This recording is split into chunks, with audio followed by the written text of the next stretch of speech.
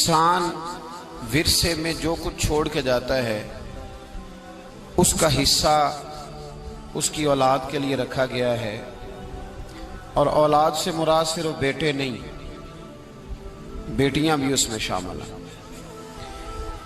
اور اولاد صرف وارث نہیں ہوتی، بیوی بھی وراثت کی وارث ہوتی ہے۔ ماں اور باپ کا بھی حصہ شریعت نے رکھا ہے۔ اولاد نہ ہو تو باقی رشتہ دار بھی اس میں شراکت دار ہوتے ہیں۔ وہ ایک علیحدہ تفصیل ہے، وہ نہ تو ہمارا عنوان ہے اور نہ ہی اس کے احکام کسی ایک شخص کے لحاظ سے ایک جیسے ہوتے ہیں، بلکہ میراث کے احکام ہر شخص کے لحاظ سے الگ الگ حیثیت رکھتے ہیں۔ ہم تو صرف اس کی اہمیت پر چند باتیں عرض کرنا چاہ رہے ہیں۔ میرے عزیز دوستو، پہلی بات تو یہ ہے کہ یہاں کچھ لبرل لوگ تو روشن خیال کہتے ہیں، میں کئی دفعہ روغن خیال کہتا ہوں ان لوگوں کو۔ وہ کہتے ہیں دیکھو جی ہم مساوی حقوق دیتے ہیں، اسلام نے بیٹی کا حصہ آدھا رکھا ہے، اور جدید زمانے کے لوگ یہ کہتے ہیں کہ ہم چاہتے ہیں کہ برابر اور مساوی حصہ ہو۔ اسلام نے آدھا حصہ رکھا ہے، معاذ اللہ، اس پر اعتراض ہوتا ہے۔ ہمارا جواب یہ ہے کہ اسلام نے دیکھنے میں تو بیٹے کا حصہ زیادہ اور بیٹی کا کم رکھا ہے، لیکن اگر دیکھا جائے تو بیٹی کا حصہ زیادہ ہے۔ بیٹی کا حصہ، یہ آپ کو باتیں سمجھ لینی چاہیے۔ میڈیا کا زمانہ آیا ہے نا، دنیا ایک گلوبل ویلج بن گئی ہے۔ اب ہمارے بچوں سے اس طرح کے سوال کیے جاتے ہیں، بالخصوص یونیورسٹی کالج کا جو طبقہ ہے ان کو الجھایا جاتا ہے۔ سب سے پہلا نقصان اپنا اور ملت کا یہ کرتے ہیں کہ سیدھا معاذ اللہ دین پر یہ اعتراض شروع کر دیتے ہیں۔ اسلام نے بیٹی کا حصہ، دیکھیں نا، بیٹی کا حصہ تو تھا ہی نہیں، اسلام نے بیٹی کا حصہ آدھا رکھا ہے، بیٹے کا حصہ ڈبل رکھا ہے۔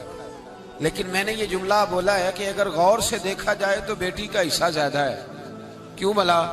اس لیے کہ بیٹی کا حصہ تو رکھا گیا ہے، پر بیٹی کے ذمہ حق کوئی نہیں رکھا گیا۔ بیٹی کا حصہ رکھا گیا ہے پر اس کی ذمہ داری، بیٹی جب تک بیٹی ہوگی تب تک باپ کی ذمہ داری ہے، اور جب وہ بیوی ہوگی پھر وہ شوہر کی ذمہ داری ہے، اور جب وہ ماں ہوگی پھر وہ بیٹوں کی ذمہ داری ہے۔ اس کی ذمہ کوئی چیز نہیں لگائی گئی، اس پر ضرور توجہ کرنی ہے آپ حضرات۔ عورت کے ذمہ کوئی چیز، دیکھیں نا، نان نفقہ شریعت میں خامند کی ذمہ داری ہے، رہنے کو مکان دے گا، پہننے کو کپڑا دے گا، عورت کی ضروریات کا خیال رکھے گا۔ ڈیوٹی کس کی؟ خامند کی۔ اور جب اس سے قبل وہ اپنے باپ کے گھر میں تھی تو ڈیوٹی کس کی تھی؟ والد کی۔ والد اس کو کپڑے لے کے دے گا۔ والد، کسی جگہ شریعت میں یہ موجود نہیں ہے کہ بیٹی خود جا کے کما کے لائے گی، باپ کی ذمہ داری۔ اور جب شادی ہو گئی تو پھر خامند کی ذمہ داری، اور جب وہ ماں بن گئی تو پھر تو میرے محبوب نے کمال ہی کر دی۔ فرمایا بیٹا جب جنت ڈھونڈنے نکلے گا تو اسے ملے ہی ماں کے قدموں کے نیچے۔ تو بات ہی ختم ہو گئی، پھر وہ ذمہ داری۔ ایک صحابی نے کہا یا رسول اللہ صلی اللہ تعالی علیہ وسلم، میرا سب سے قیمتی پیسہ کون سا ہے جو میں خرچ کروں تو مجھے سب سے زیادہ اجر ملے؟ تو محبوب نے فرمایا جو تو اپنے ماں باپ پہ خرچ کرے گا اللہ اس کا اجر تجھے سب سے زیادہ عطا فرمائے گا۔ تو عورت کی کوئی ذمہ داری، لیکن اس کا حصہ شریعت نے پھر بھی اور دیکھیں کئی جگہوں پہ رکھا ہے۔ اگر بیوی ہے تو 8واں حصہ ہے، بیوی کا بھی 8واں حصہ، بولیں تو صحیح نا۔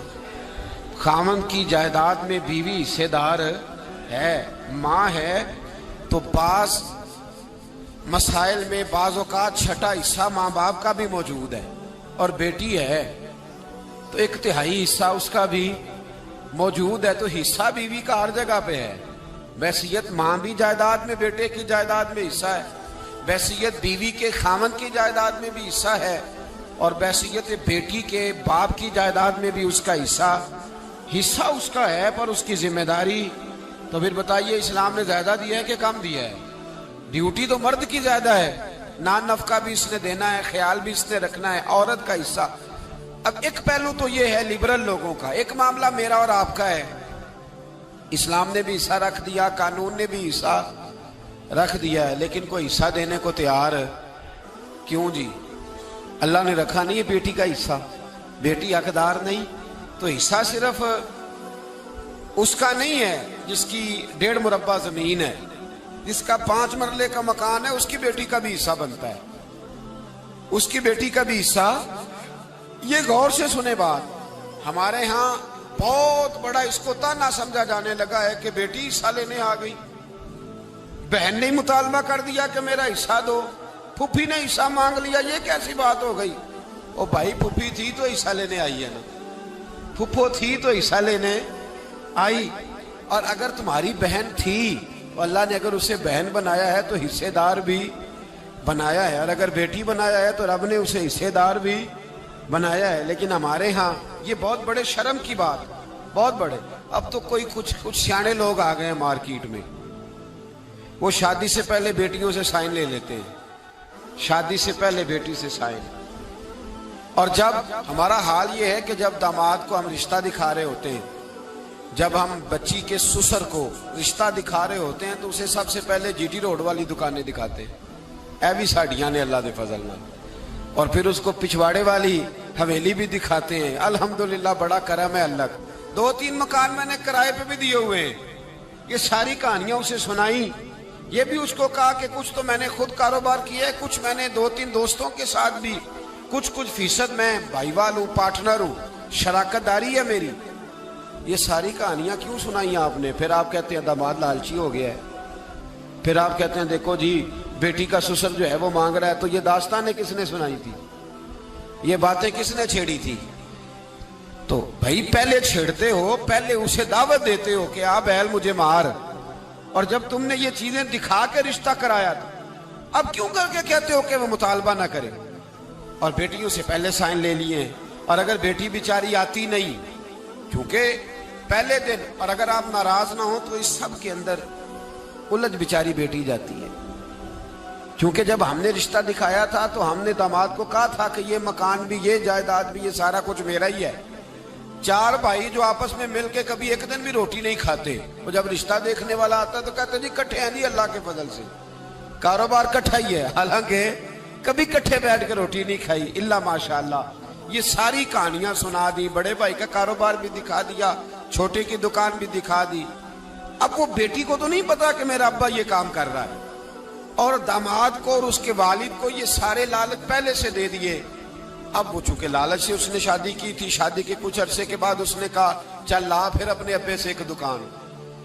जब वो लालच से शादी करता है तो ठीक शादी के 2-3 महीने बाद ही उसे जरूरत भी पड़ जाती है, और बड़ी इमरजेंसी लागू होती है, कहता ला अब लेके आ।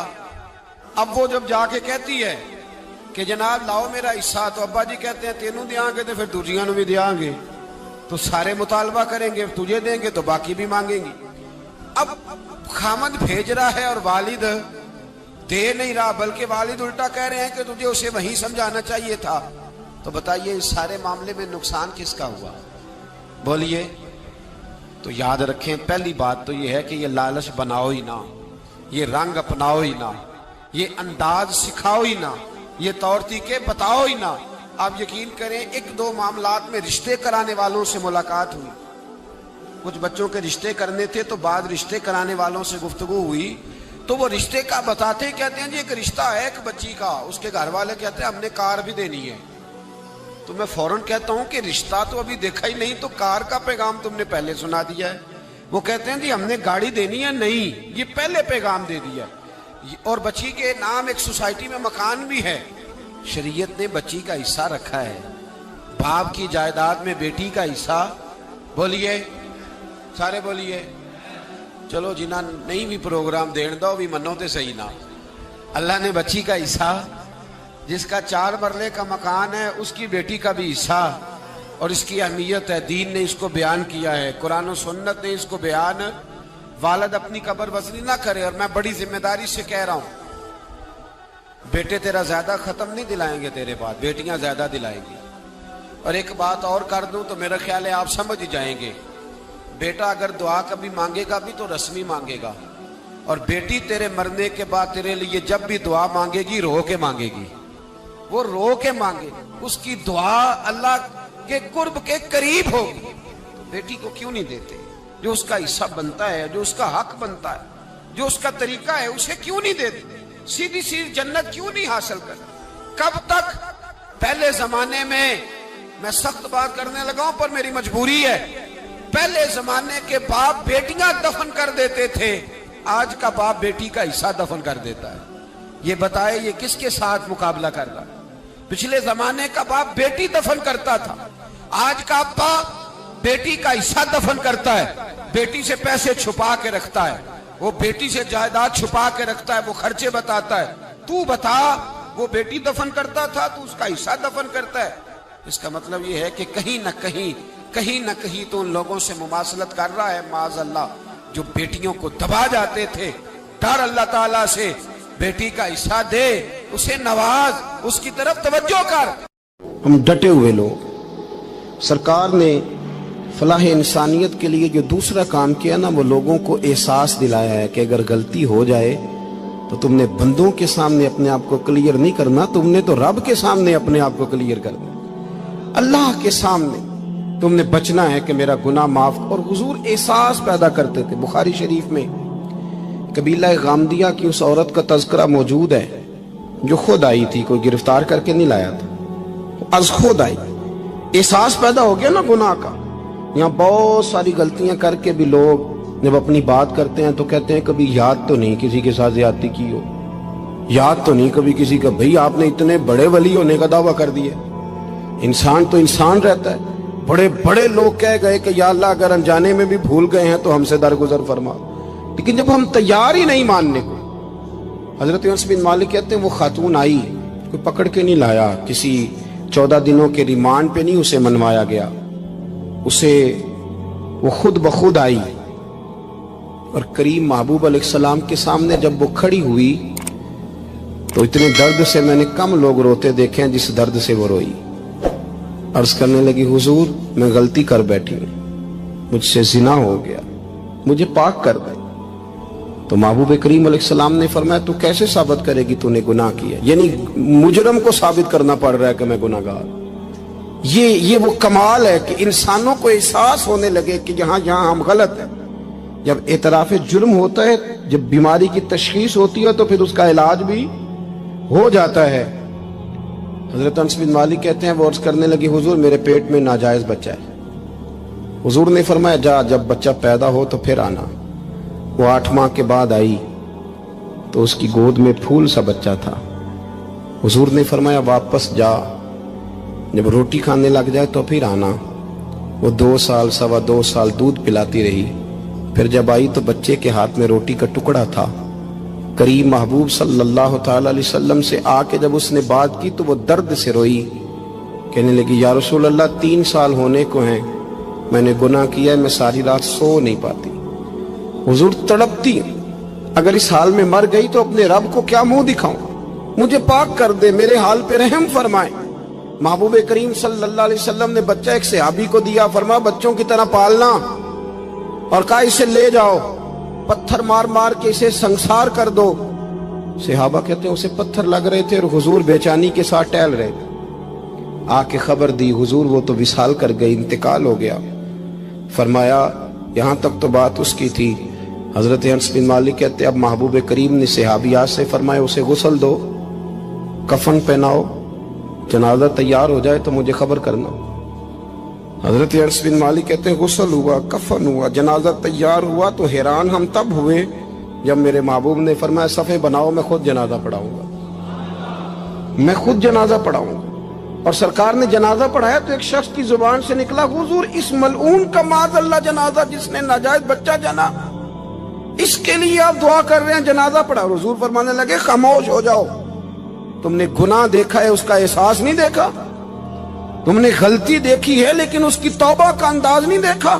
اور صاحب کنز العمال نے یہ لفظ نقل کیے ہیں کہ کریم محبوب فرمانے لگے اس نے تو ایسی شاندار توبہ کی ہے کہ اگر میں اپنی ساری امت میں بانٹ دوں تو اللہ سب کی مغفرت فرما دے گا۔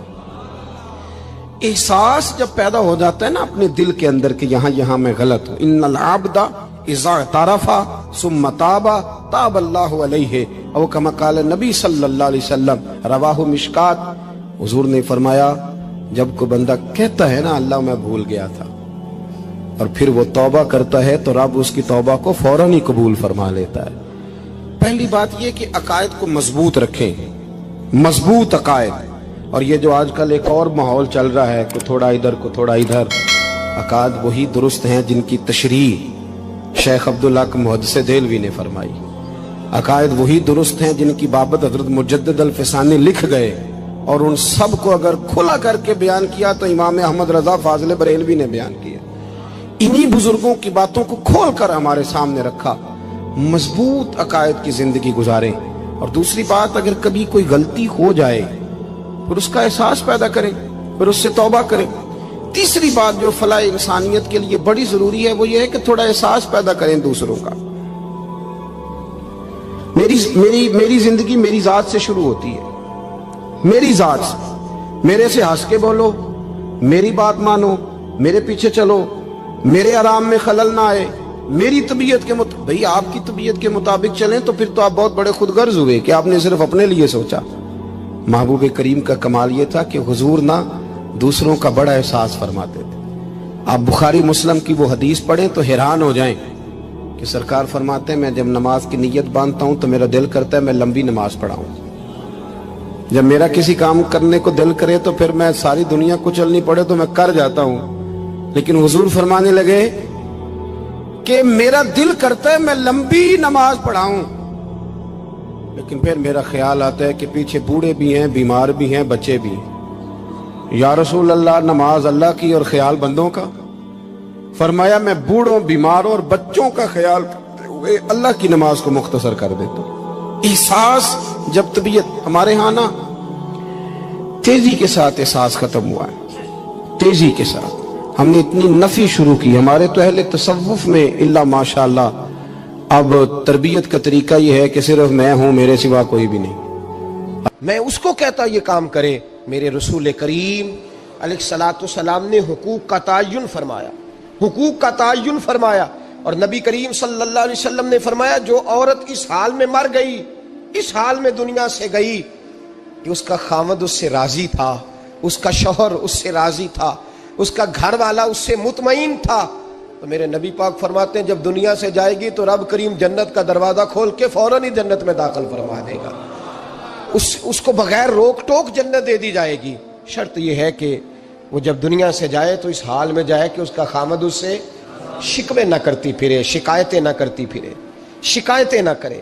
ہمارے زمانے میں شکایتیں ہوتی ہیں، اور خواتین، عورتیں اس بات کو سمجھتی نہیں کہ اللہ نے جو میرے نصیب میں رکھا تھا اور جو خامد رب نے میرے لیے پسند کیا تھا وہ اللہ نے مجھے عطا فرما دیا ہے۔ وہ شکوے کرتی ہیں، شکایات کرتی ہیں، اور دوسری عورتوں کو سامنے رکھ کے وہ فلاں کے حصے میں یہ چیز آئی، فلاں کے حصے میں یہ چیز آئی، فلاں کا خامد یوں کرتا ہے، شکوہ کرتی ہیں۔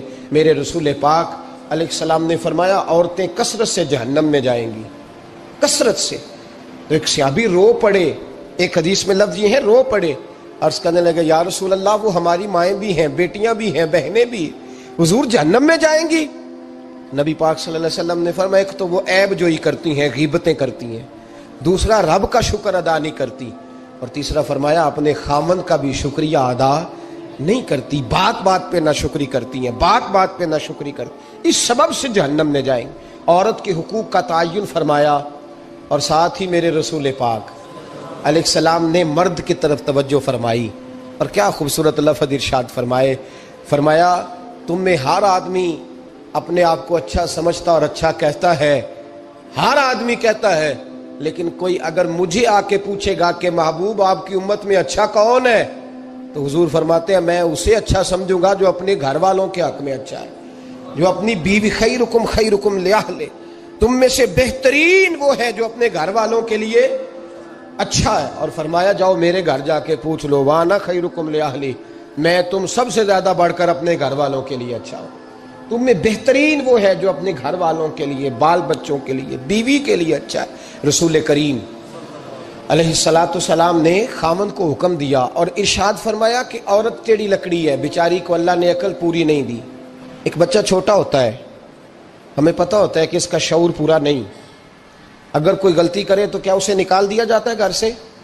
بولے، چھوٹا بچہ ہے، وہ کئی دفعہ بڑا نقصان کر دیتا ہے، آپ کیا کہتے ہیں؟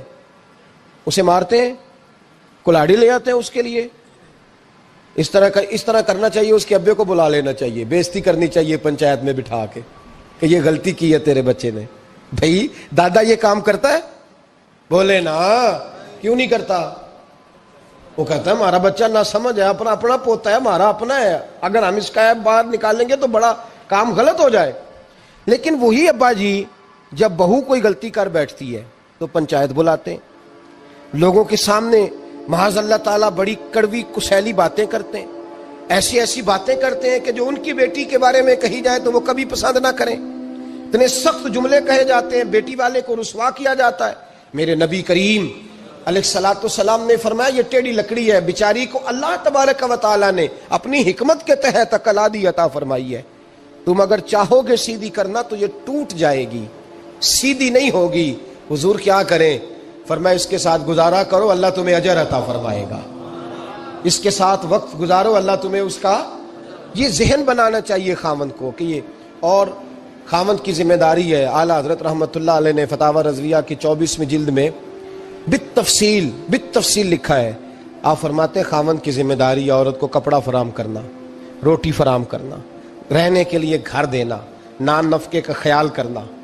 اور آپ فرماتے ہیں اگر وہ مطالبہ کرے تو ہفتے میں ایک دن اس کے ماں باپ سے ملانے بھی لے جا سکتا ہے.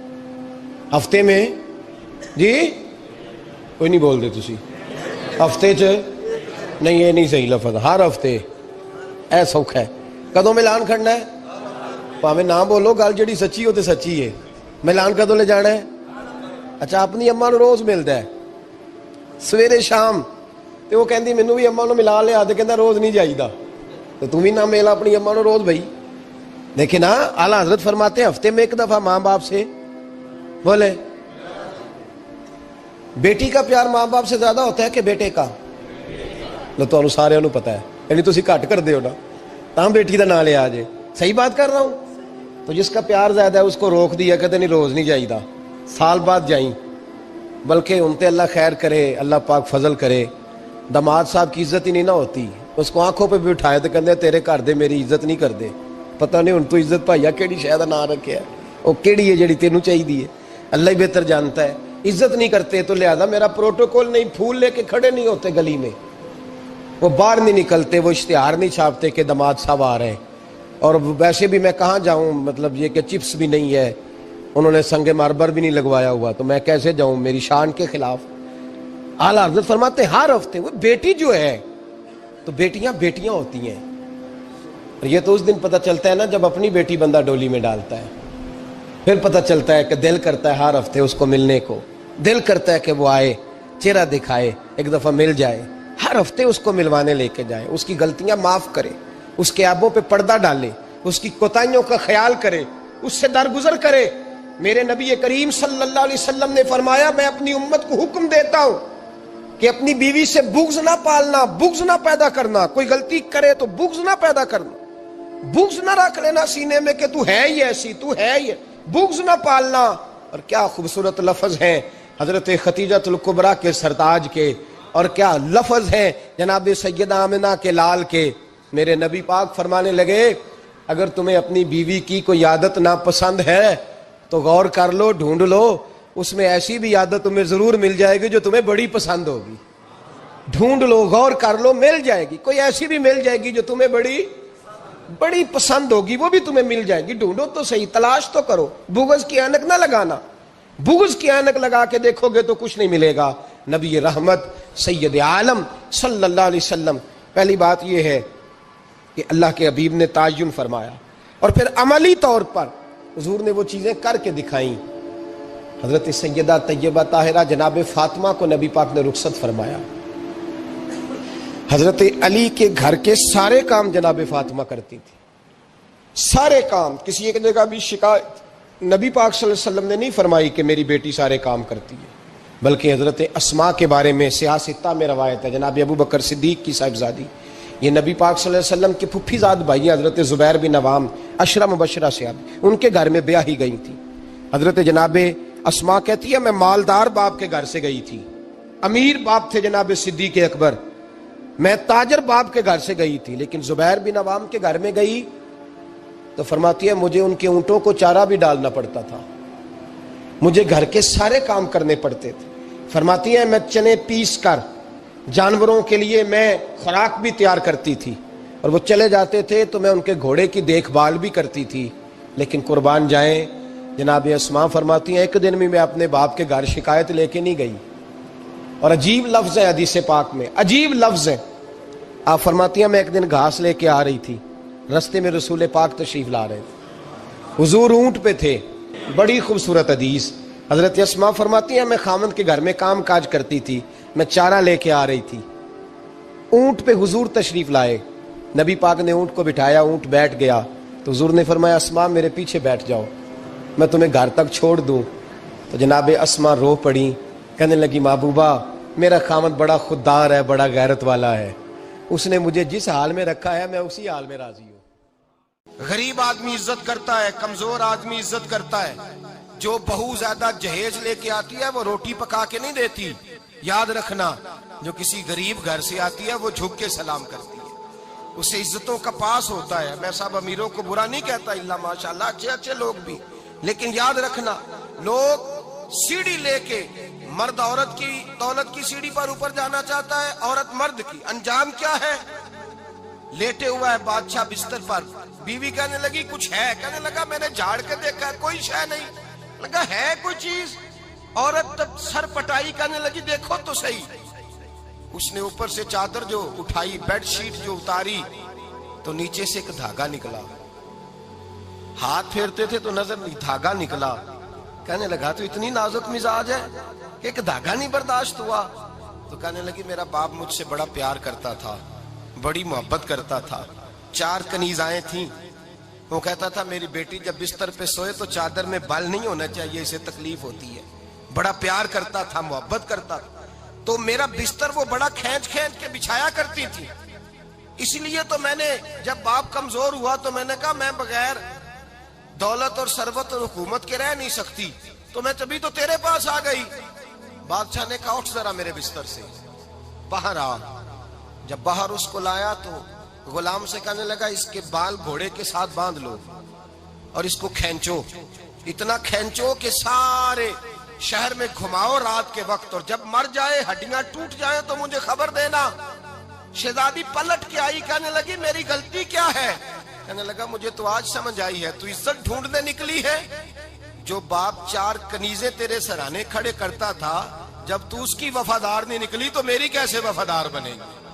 میری کیسے وفادار بنے گی؟ کوئی بول اول لڑانا بول بیٹھی، ان دے خصم ناراض بڑ بولیاں دے، کہاں سر کھائے بول بول ٹھنڈ پائے، بڑے فرق نہیں سجنا بولیاں دے، جیڑیاں خصماں دی وچ رضا وسن، پاگ جاگ جاندے او نہ گولیاں دے، آپ ادلیاں سردار خان تکے، شرما والیاں نو جھوٹے ڈولیاں دے۔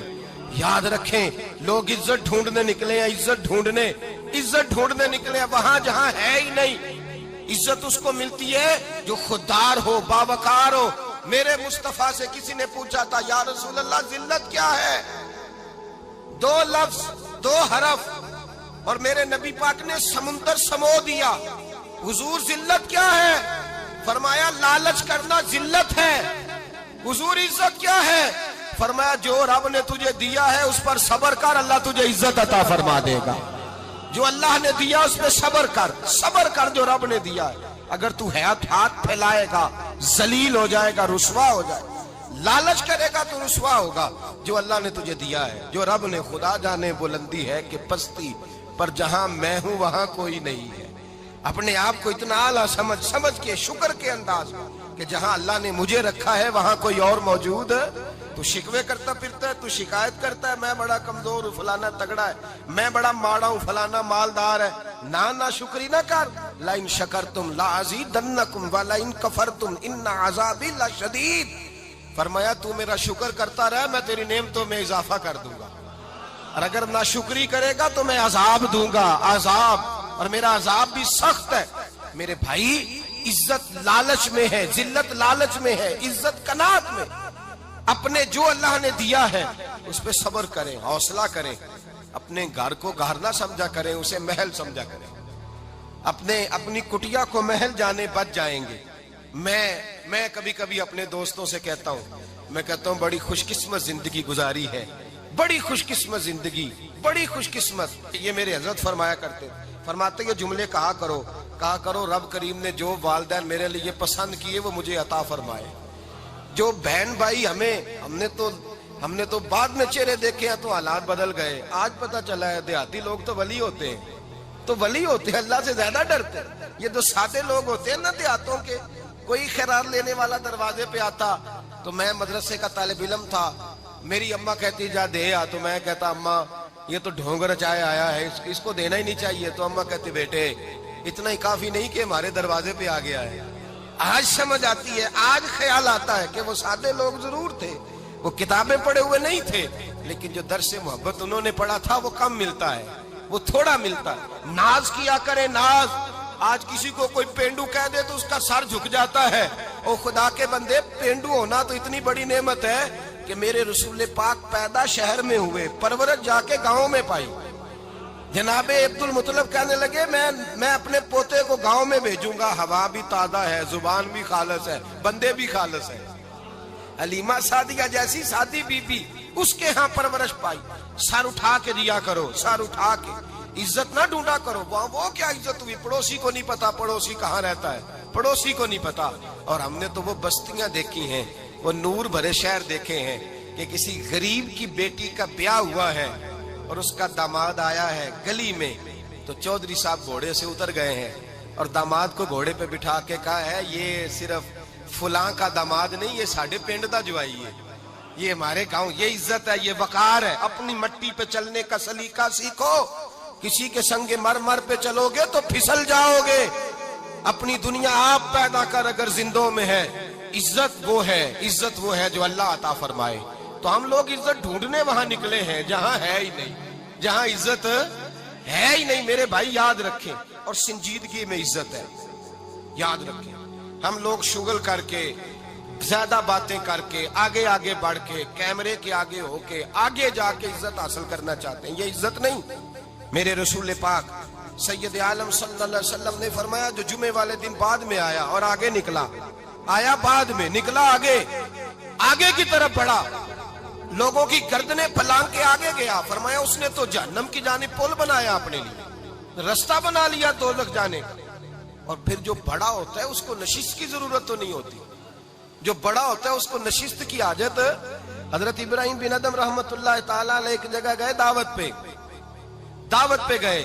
ہمیں نشستوں کی ضرورت ہے، بڑائی کی ضرورت ہے، آگے بڑھنے کی ضرورت ہے۔ آپ دعوت پہ تشریف لے گئے تو پیچھے جوتے پہ بیٹھ گئے، رش بہت زیادہ تھا، تو میزبان کہنے لگا حضرت آگے آئیے، فرمانے لگے یہیں بیٹھا رہنے دو۔ اس نے کہا حضور کیوں؟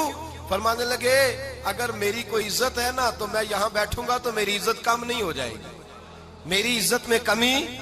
یاد رکھیں، اس بات کو یاد رکھیں، عزت انسان کی، دیکھیں نا، صدر اگر ایوان صدر میں ہو تو پھر بھی صدر ہی ہوتا ہے، اور اگر اپنے گاؤں چلا جائے تو پھر بھی اس کو نشست کی ضرورت ہے، وہ جہاں رہتا ہے وہاں۔ ایک بزرگوں کی میں نے بات بڑی اچھی سنی، میں بھی میرے پیارے بڑے ہیں قادری صاحب، میں ان سے اکثر کہتا ہوں آپ ہر روز ہی یاد کراتے ہیں کہ یہ مفکر ملت ہے، بھول جاتا ہے لوگوں کو، کل بھول گیا تھا، یہ جملے کو بھولتے نہیں ہے نا جی۔ کوئی ضرورت کیا ہے ان القابات کی، کیا ہے ان کی، کوئی حاجت نہیں ہوتی۔ وہ ایک بزرگ تھے تو میں ان کی بات سن رہا تھا، دل کو لگی، کہنے لگے میں جلسے پہ آتا ہوں تو میں دوستوں سے کہتا ہوں میرا نام نہ پکارو، نقیب سے کہتا ہوں نام نہ پکارو، بس کہہ دو حضرت آ گئے تقریر کریں گے۔ تو کہتے ہیں مجھے نقیب کہنے لگا حضرت صاحب سب کو نہیں آپ کا پتا، کچھ کو پتا ہے کچھ کو نہیں پتا۔ تو سادے آدمی تھے نا، بڑی پیاری بات سمجھا گئے، کہنے لگے تیرے نعرے لگانے سے میری عزت کو بڑھے گی نہیں، جس کو نہیں نہ پتا ہوگا وہ دوسرے سے پوچھ لے گا یہ کون آئے ہیں، جس کو پتا نہیں نہ ہوتا پوچھ نہیں لگتا بھائی کون ہے، یا بڑے بندے اٹھے نے کون ہے، تو کہتے ہیں جس کو نہیں پتا ہوگا وہ ساتھ والے سے ضرورت نہیں ہے۔ جب اللہ عزت دیتا ہے تو پھر القابات کی کوئی اس میں گنجائش، تو ہم عزت جان بوجھ کے بڑھ سنجیدگی میں عزت ہے، وقار میں۔ میرے مصطفیٰ نے فرمایا من صامت نجا، جو چپ کر گیا وہ نجات پا گیا، جو چپ کر گیا وہ چپ کر سیں تے موتی مل سن ذکر کریں تے ہیرے، چپ کر سیں تے موتی مل سن ذکر کریں تے جے پاگلا وانگو رولا پاویں ना मोती, तू चुप रह के देख, चुप रह, मन समता न जा। इमाम शाफी रहमतुल्लाह अलैह फरमाते एक बादशाह का शहजादा मेरे साथ आया, कहने लगा मुझे हदीस की समझ नहीं आती, ये हदीस क्या है, चुप रह गया तो बच गया, चुप रह गया तो इज्जत पा गया, क्या मतलब है इसका? आप फरमाने लगे मैं उसे जंगल में ले गया, मैंने कहा आज तोते का शिकार करना है, तोते का। कहने लगे जंगल में पहुंचे, तोता ढूंढने लगा, तोता ही कोई नहीं मिलता। अचानक एक दरख्त पे तोता बोला, तोता जब बोला तो उसने तीर मारा, तोता गिर गया। मैंने कहा बेटे समझ आई है हदीस की? कहने लगा हुजूर क्या मतलब? फरमाने लगे तोता भी सब्ज था, पत्ते भी सब्ज थे, अगर बोलता ना तो मरता ना, अगर बोलता ना तो ये भोला है तो इसलिए मारा गया है। मेरे मुस्तफा ने फरमाया चुप रहेगा तो बच जाएगा, चुप रहेगा तो वकार पाएगा, शोर करते आगे बढ़ते उसका नुकसान होता है। इज्जत संजीदगी में, खामोशी में, हम लोग तकब्बुर में इज्जत तलाश करते हैं, गुरूर में, मेरे सामने बोलता कोई नहीं। और सुनो भाई याद रखना, इज्जत उसकी नहीं होती जिसके सामने डरता हुआ बात कोई नहीं करता, इज्जत उसकी होती है कि हर गरीब आदमी जिसके दरवाजे देके हुजूर आखण मंगते दी खैर होवे, देके हुजूर आखण मंगते दी खैर होवे, मंगता कवे सखी दे, मंगता कवे सखी दे, बूहे दी खैर होवे, देके हुजूर आखण मंगते दी खैर होवे, देके हुजूर आखण। और जन्नत बनी जगह लगया जड़ी जगह ते, जन्नत बनी जगह